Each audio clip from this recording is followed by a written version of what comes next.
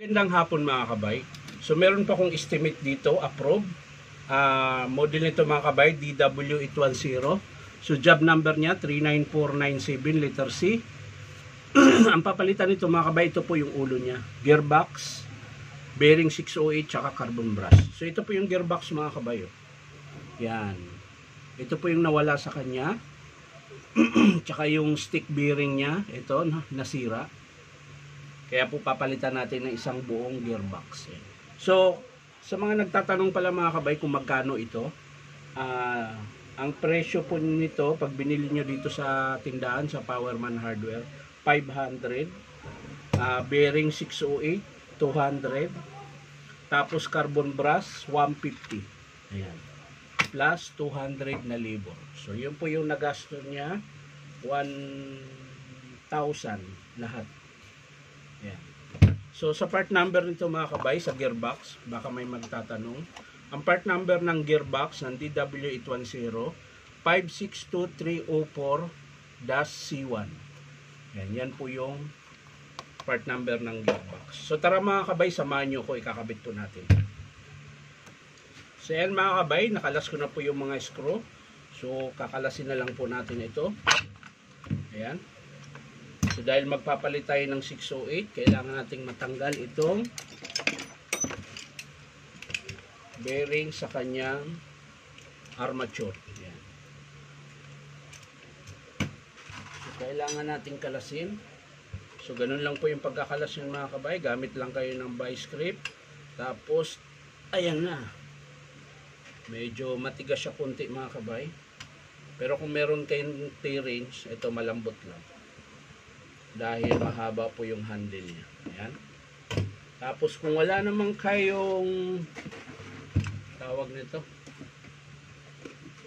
kung wala namang kayong gato o kaya press, pwede ito mga kabayo, susungkitin nyo lang. Yan. Yan. O, diba? Alas na kaagad. Yan. Tapos kakabit natin yung bago mga kabay. Yan. So ito, kung wala naman kayong pampress, pwede nyong kalangan dito ng kahoy, tapos baliktarin nyo, pukpukin nyo. So dito sa akin mga kabay, ipipress ko lang ito.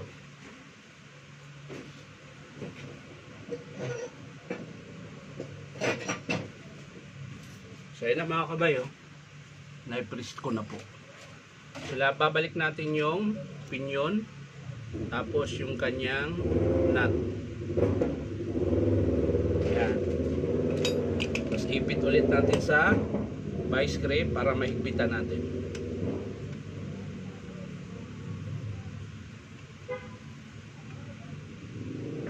Yan. So ayos na mga kabay. Babalik na natin yung armature. Yan. Tapos ikakabit na natin yung bagong gearbox. Ayan. At syempre higpitan po natin. So sa mga nagtatanong mga kabay kung saan yung pwesto na pinapasukan ko, dito lang po ako sa 530 T. Alonso, Santa Cruz, Manila. Ayan. Hanapin nyo lang po yung Powerman Hardware. Dito po ako nagtatrabaho.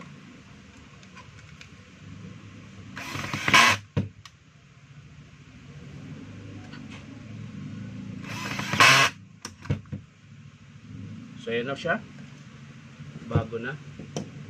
So lagyan lang natin ng konting grasa niyan mga kabay, dahil wala na po siyang grasa. So lalagyan lang natin konti lang mga kabay. Yan, ganyan lang, ayos na yan. Dahil pag dumami po yung grasa dyan, mabilis po mag-init yung kanyang gearbox. So ganun lang po siya kadami. Yan.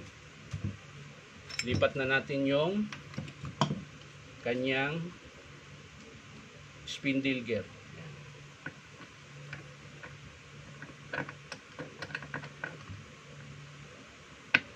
Ayan, ayos na.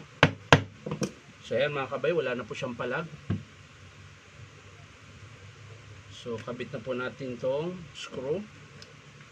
Ayan.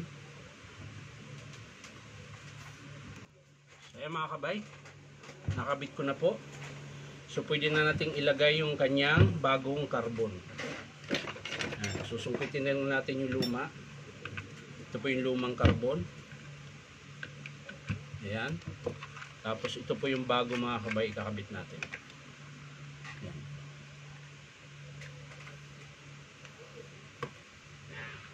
So ayan, gamit lang kayo ng long nose para masikwat nyo yung spring. At syempre, dahan-dahan lang, huwag masyadong malakas. At baka mabali po yung spring. O kaya babaluktot. So pag bumaluktot yung spring mga kabay, mahina na po yan tutulak sa carbon. Kaya minsan, nag-i-spark siya. Yan. Uy, baliktad. Baliktad pagkakabit mga kabay. Dapat sa labas yung wire. Yan. So yan mga kabay, ulitin ko lang sa mga gusto magpa-repair, punta lang po kayo dito sa Powerman Hardware 530 T. Alonso, Santa Cruz, Manila. So yan mga kabay, bago natin isara yung takip ng carbon, testing muna natin.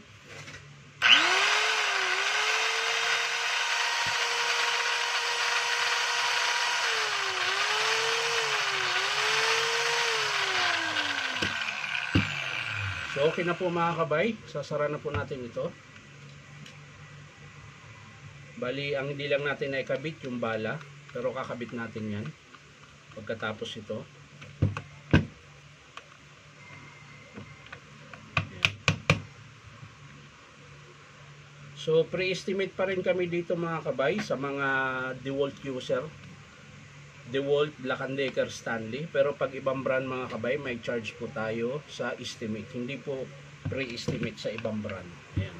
DeWalt lang po, Black & Decker, tsaka Stanley. Yun yung pre-estimate.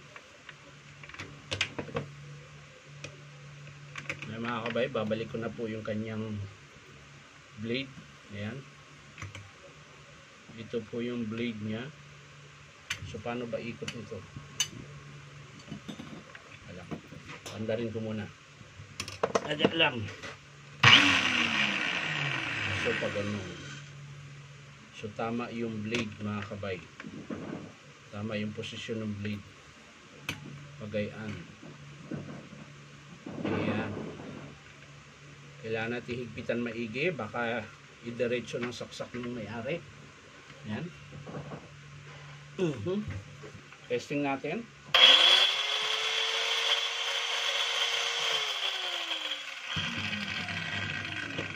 So natapos na po yung ating approved repair mga kabay.